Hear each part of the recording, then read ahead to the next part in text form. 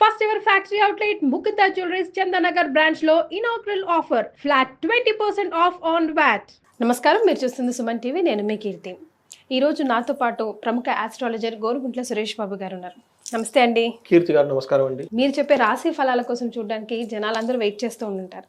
So మే 1 నుంచి 31 వరకు ద్వాదశ రాశుల వారికి ఎలా ఉంటుందో తెలియజేసే ముందు అసలు ఈ నెల ఒక విశిష్టత గురించి తెలుసుకుందాం. సో ఈ నెల విశిష్టత మనం చూసుకున్నాం అనుకోండి, మే మనకి ప్యారలల్గా చైత్ర వైశాఖ మాసం వస్తుందన్నమాట. వైశాఖ మాసం వచ్చేటప్పటికి విష్ణుమూర్తికి అత్యంత ప్రీతికరమైన మాసం అని చెప్పేసి మనకి భగవద్గీతలో చెప్పేసి ఉన్నారు. ఈ మంత్లోనే మనకి బిగినింగ్లోనే అక్షయ తృతీయ వచ్చేస్తుంది. 30th అక్షయ తృతీయ వచ్చేస్తుంది. అక్షయ తృతీయ అనగా దాని గురించి మనం చెప్పుకోవడం అవసరం లేదు, ఆల్రెడీ చాలా వీడియోస్ అన్ని మనం చేస్తున్నాము. ఈ మాసంలో లక్ష్మీదేవికి తృతీయ అంటే చాలా ఇష్టం, విష్ణుమూర్తికి ఈ మాసం అంటే ఇష్టము. ఈ మాసంలో బుద్ధ పూర్ణిమ కూడా ఉంది. ఇవి కాకుండా ఈ మాసంలో కొన్ని రోజులు కత్తెర ఉందండి. కృతికా నక్షత్రంలో సూర్యుడు ఎంటర్ అవుతుందో కత్తెర ఒక 13 days ఉంటుందన్నమాట. ఆ కత్తెరలో కొన్ని పనులు చేయొచ్చు, కొన్ని పనులు చేయకూడదు, అది తెలుసుకొని చేసుకోవాలి. ఇవి కాకుండా ఈ మంత్లో ఉన్న విశిష్టత ఏంటంటే 2 శని త్రయోదశులు ఉన్నాయండి. ఇది ఒకటి చాలా ఇంపార్టెంట్. ఎవరికైతే శని పీడలు శని బాధలతో పడుతూ ఉన్నారో ఇది ఒక మంచి అవకాశం. ఈ మాసం కొంచెం అలర్ట్ గా ఉండి చేసుకుంటే చాలా మంచిది. ఇప్పుడు చాలా రాసుల వారికి అవసరం కూడా కదా. కరెక్ట్. అవును, శని జస్ట్ ఇప్పుడే మారి కొంతమందికి ఉండటం వల్ల ఈ విధంగా మనం చూసుకుంటాం అనుకోండి. అన్ని మనకి సంకటహర చతుర్థి కూడా మన 16వ తారీఖు ఉందన్నమాట. సో ఇన్ని ముఖ్యమైన పండుగలతో వీటన్నిటికంటే కూడా ముందు బుద్ధ పూర్ణిమ ఉంది అనమాట. సో వీటన్నిటికంటే కూడా టోటల్ ఈ మాసం మొత్తం మనకి విష్ణుమూర్తికి అత్యంత ప్రీతికరమైన మాసం. ఈ మాసంలో ఉదక దానం చేస్తే విష్ణుత్వం వస్తుంది అని చెప్పేసి మనకి శాస్త్రాల్లో చెప్తున్నారు. అటు ఉదక దానం అంటే ఏమంటే, మేము కొన్నిసార్లు మన లాస్ట్ ఇయర్ సేమ్ ఇదే మాసంలో బెంగళూరు వెళ్ళాము. బెంగళూరులో ఒకళ్ళ ఇంట్లో 21 కలశాలు దానం చేయించాం అనమాట. అంటే రాగి చెంబు తీసుకొని రాగి చెంబులో నీటిని పట్టుకొని ఆ నీటిని ఒక పుణ్యాత్ములు కనుక ఆ చెంబుతో కనుక దానం చేస్తే విష్ణులోకం, ఓకే, విష్ణు సమతుల్యమైన భావం వస్తుంది అని చెప్పేసి శాస్త్రాలు వివరించారు.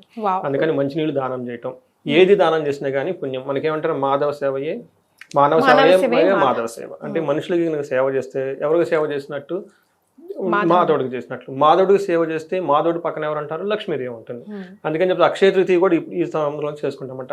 సాధ్యమైనంత ఎక్కువగా మంచినీళ్ళు, మజ్జిగ, గంధము ఇలాంటి పవిత్రమైన వస్తువులు కనుక దానం చేస్తూ ఉంటే చాలా చాలా బాగుంటుంది. రెండోది చాలా ముఖ్యమైనది ఏంటంటే, నేను కొన్ని పరిహారాలు చెప్తాను జనరల్గా క్లయింట్స్కి. వాళ్ళు ఏమంటారు, అవి చేసుకోవడానికి కూడా డబ్బులు లేవంటారు, అది చేయడానికి టైం కూడా లేదంటారు అనమాట. ఇట్లాంటి వాళ్ళకి ఏమంటేనండి, నారాయణను పట్టుకుంటే వచ్చేస్తాయి అంట. అందుకని చెప్పేసి ఏమంటే మా దగ్గర డబ్బుల్లో ఇబ్బంది పడుతున్నాం, మరి ఏదో పూజ చేయమని చెప్తాను నేను. ఆ పూజకి డబ్బులు లేవంటే ఏం చేయాలి, నారాయణ పట్టుకోవాలి. అందుకని చెప్పేసి నారాయణ పట్టుకోవాలి, ఈ టైం రైట్ టైం అనమాట. సో ఈ మంత్లో అట్లీస్ట్ నీళ్ళు ఇవ్వచ్చు కదా దానం. నీళ్ళు అయితే దానం ఇవ్వచ్చు కదా, కొండలో పెట్టుకొని ఇవ్వచ్చు కదా 10 మందికి, పక్షులకి. అవును, ఇవి చేస్తూ ఉంటే ఇలాంటి చేయాలనుకున్న వాళ్ళకి ఇది బెస్ట్ మంత్రం. ఈ మాసం అత్యంత ఉత్తమమైన మాసం అని మనం చెప్పుకోవాలండి. సో మరి సురేష్ బాబు గారు, మే నెలలో మేషరాశి వారికి ఎలా ఉంటుందో తెలియజేస్తారా? సో ఈ మంత్ లో ఉన్న విశిష్టత ఏంటంటే, మేము 2 గ్రహాలు మారినాయండి, మిగతా ఏ గ్రహాలు మారలేదన్నమాట. అందులోనూ మనం మోస్ట్ ఇంపార్టెంట్ గా చర్చించుకోవాల్సింది సూర్యుడి గురించి ఎక్కువ చర్చించుకోవాలన్నమాట. అంటే ఒకే ఒక గ్రహం వీళ్ళకి ఇంపార్టెన్స్ తీసుకొస్తుంది. లాస్ట్ మంత్ కంపేర్ చేస్తే అది కూడా సూర్యుడి వల్ల చేంజెస్ ఉంటుంది అనమాట. ఫస్ట్ ఈ మేషరాశి వాళ్ళకి కనుక చూసుకుంటే అశ్విని 1, 2, 3, 4 పాదాలు, భరణి 1, 2, 3, 4 పాదాలు, కృతిక ఫస్ట్ పాదం అంతా మనకి మేషరాశిలో ఉంటారు. పేరు బలంగా కనుక చూసుకుంటే చూ, చే, చో, లా, లీ, లు, లే, లో, ఆ అన్న అక్షరాలంతా కూడా మనకి మేషరాశిలో ఉంటారు. ఇందులో మేజర్గా మూవ్ అయ్యే గ్రహం ఏమైనా ఉందంటే మే 14th వీళ్ళకి వృషభ రాశిలోకి సూర్యుడు ఎంటర్ అవుతున్నారు అనమాట. మిగతా ప్లానెట్స్ అన్ని అవన్నీ యాస్టేజ్కి అంతకుముందే ఉన్నాయి. తర్వాత మనకి మేజర్ చెప్పుకోలేదు, బుధుడు వాళ్ళు మేషంలోనే ఉన్నారు, శుక్రుడు మీనంలో ఉన్నారు, కుజుడు కూడాను కర్కాటక రాశిలో ఉన్నారు. ఈ యొక్క గ్రహాల్లో పెద్ద తేడా అయితే ఏమీ లేదనమాట. మనకి ఈ సూర్యుడు మారటం వల్ల వీళ్ళకి ఏమవుతుంది, సూర్యుడు ఫస్ట్ హౌస్లో కానీ 12th హౌస్లో అంత యోగ్యతను ఎవరు అని చెప్తారు, కానీ 2nd హౌస్లో ధనం తీసుకుని వస్తారు, చాలా యోగ్యతగా ఉంటుంది. అయితే రావాల్సిన ధనం ఆగిపోయే అవకాశం ఎక్కువగా ఉంది శుక్రుడి వల్ల, లేదంటే లేడీస్ ద్వారా, లేదంటే జెంట్స్ అయితేనేమో లేడీస్ ద్వారా, లేడీస్ అయితే జెంట్స్ ద్వారా వీళ్ళకి రావాల్సిన విషయాల్లో డబ్బులు రాకుండా అవకాశం ఎక్కువగా ఉందన్నమాట. కేతు వీళ్ళకి శుక్రుడికి వేద ఉండటం వల్ల ధనం విషయంలో వీళ్ళు రావాలి అని ఏమైనా అనుకుంటే అది రాదు. తర్వాత శత్రువులపైన వీళ్ళకి విజయం ఉంటుంది. ఓవరాల్గా అయితే ధనం అయితే ప్రవాహం బాగుంటుంది. ఇంకొకటి శని వీళ్ళకి గురువు కూడాను వీళ్ళకి రెండో ఇంట్లో ఉండి అంత మంచి యోగ్యతను ఇవ్వటం లేదు.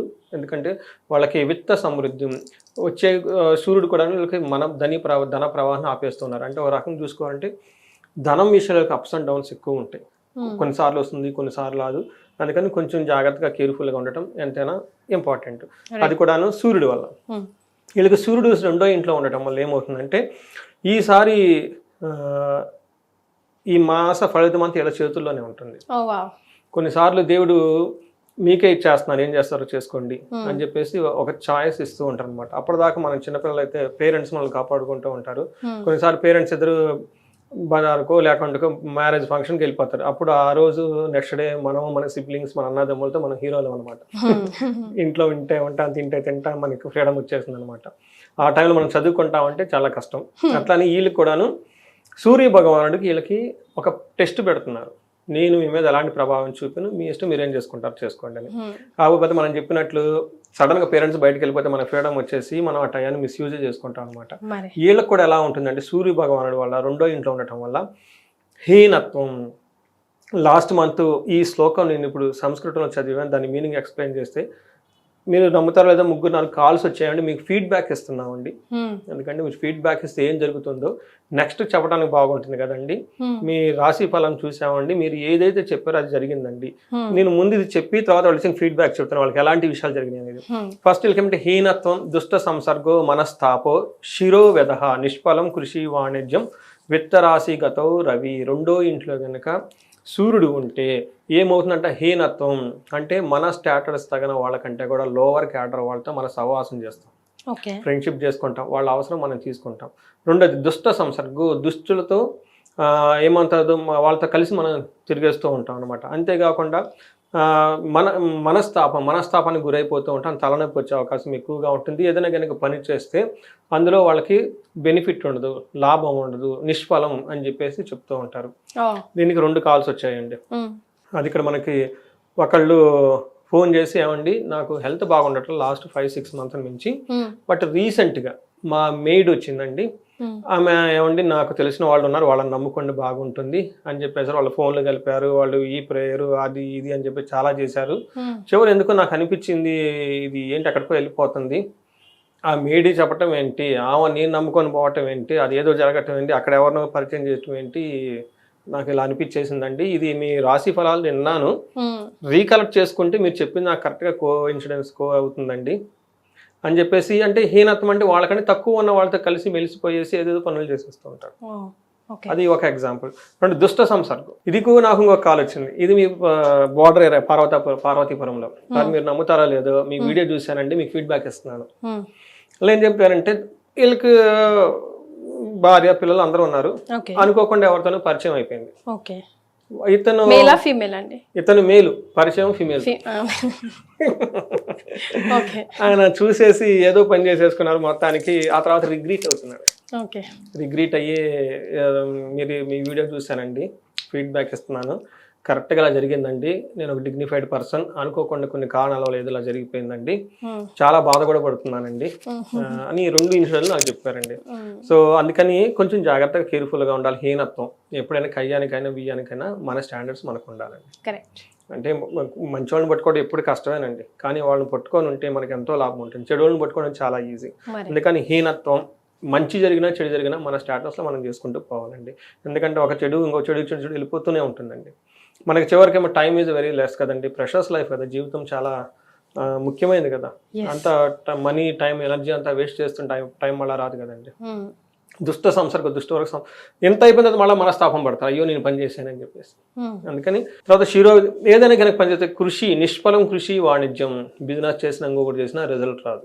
అందుకని చెప్పేసి ఈ మంత్ వీళ్ళు కొంచెం జాగ్రత్తగా ఈ 2 విషయాల్లో గుర్తుపెట్టుకుంటే అంతా బాగుంటుంది. తర్వాత బ్యాడ్ కంపెనీ కోరల్స్ కూడా అవకాశం ఎక్కువగా ఉంది. ఇది ఒక్క విషయంలో వీళ్ళకి చాలా కేర్ఫుల్గా ఉండాలి, కొంచెం డిసిప్లైన్డ్గా. టైం కనుక పాస్ చేస్తుంటే పర్టికులర్ 14వ తారీఖు నుంచి 20వ తారీఖు వరకు మిగతా టైం అంతా బాగుంటుంది. రెండో గ్రహం వచ్చేటప్పటికి కుజుడు వీళ్ళకి లాస్ట్ మంత్లోనూ అదే విధంగా ఉన్నారు, ఈ మంత్ కూడా అదే విధంగా ఉన్నారు, పెద్ద డిఫరెన్స్ ఏమవుతుంది కుజుడు విషయంలో. బట్ ఒకసారి రిపీట్ కనుక చేస్తూ ఉంటే 4వ ఇంట్లో ఉండటం వల్ల బంధువులతో గొడవలు వచ్చే అవకాశం ఎక్కువగా ఉంటుంది.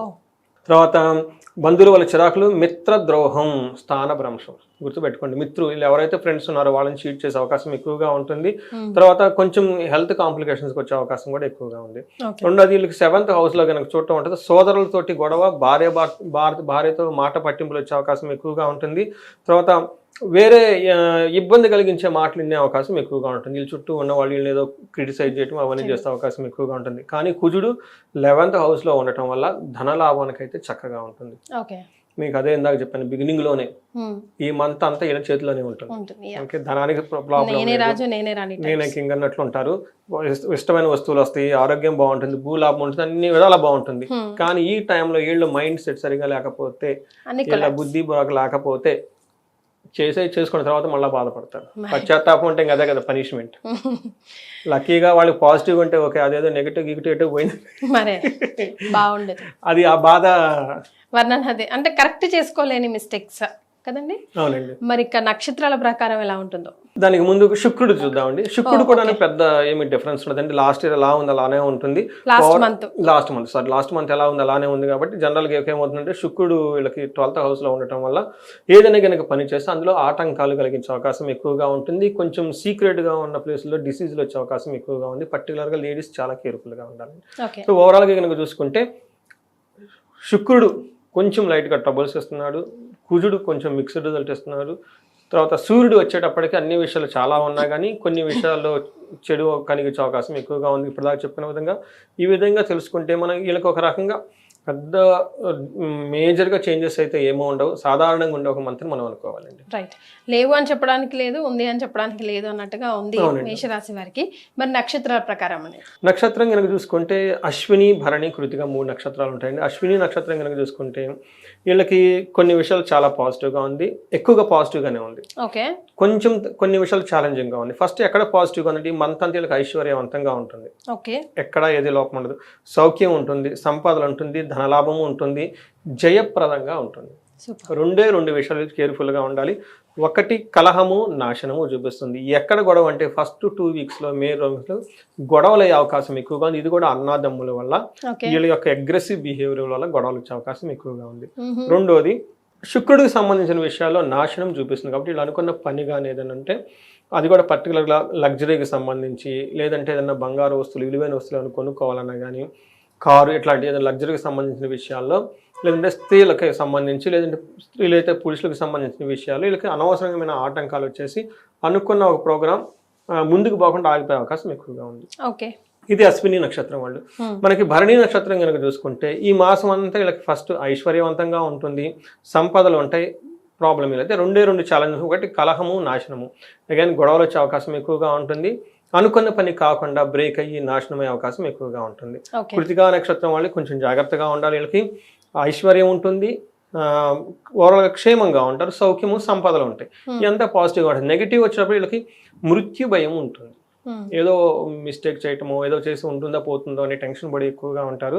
దీంతో పాటు అనుకున్న పని సరిగ్గా కాక అది నాశనం అయ్యే అవకాశం ఎక్కువగా ఉంది. అంటే వీళ్ళకి వచ్చేటప్పటికి క్షేమంగా ఉంటారు, సౌఖ్యంగా ఉంటారు, సంపదలమయంగా ఉంటారు, ఐశ్వర్యంగా ఉంటుంది. ఈక్వల్గా వీళ్ళకి నెగిటివ్ ఛాలెంజెస్ కూడా ఉన్నాయి. అవి మృత్యు భయము, నాశనము, కలహము, ఈ నాశనము, ఇవన్నీ వచ్చే అవకాశం ఎక్కువగా ఉంది. వీళ్ళకి కొంచెం అప్స్ అండ్ డౌన్స్ ఎక్కువగా ఉంది. కాబట్టి కృతికా నక్షత్రం వాళ్ళు కొంచెం జాగ్రత్తగా ఉండాలి. ఇవి కాకుండా మనకి లత్త అని ఒక కాన్సెప్ట్ ఉంటుందండి. ఇవి టెంపరీగా కొంతమందికి, అందరికి అప్లై అవ్వదు, అన్ఎక్స్పెక్టెడ్ కొంతమంది కొన్ని ప్రాబ్లమ్స్ వస్తాయి. భరణి, కృతికా నక్షత్రం వాళ్ళకి గ్యాస్ట్రైటిస్ వచ్చే అవకాశం ఎక్కువగా ఉంది, చెస్ట్ పట్టే అవకాశం ఎక్కువగా ఉంది. ఎవరైనా కానీ హార్ట్ రిలేటెడ్ ప్రాబ్లమ్స్ ఉన్నా, లేదా gastritis problems, severe gastritis problem ఉన్నా కానీ కొంచెం జాగ్రత్తగా ఉండాలి. వాళ్ళు మేజర్గా వాకింగ్కి వెళ్ళటం, తర్వాత ప్లెంటీ ఆఫ్ వాటర్ తాగటం. ఇది టైం బాగలేదు కదండి, ఈ టైంలో హెల్త్కి సంబంధించిన వాళ్ళు కేర్ఫుల్గా ఉండటం. అంటే సూర్యుడికి సంబంధించిన ఏమంటారంటే వడదెబ్బ, ఇవి జరిగే అవకాశం ఎక్కువగా ఉంది.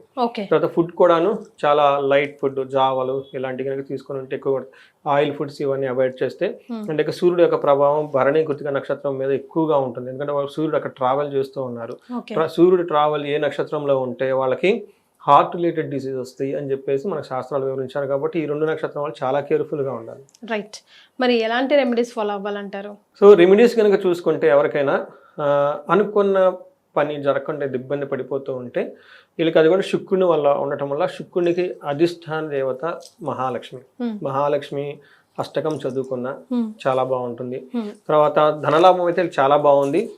గొడవలు అయ్యే అవకాశం ఎక్కువగా ఉంది కుజుని వల్ల. అందుకని సుబ్రహ్మణ్యేశ్వర స్వామి మనకి భుజంగ స్తోత్రం కానీ సుబ్రహ్మణ్యేశ్వర స్వామి గుడికి విజిట్ చేయటము, కందుల్ని 1 కేజీ బావు దానం చేస్తూ ఉంటే చాలా బాగుంటుంది. నేను చాలా చాలా హ్యాపీ ఏంటంటేనండి 2 రకాల హ్యాపీ.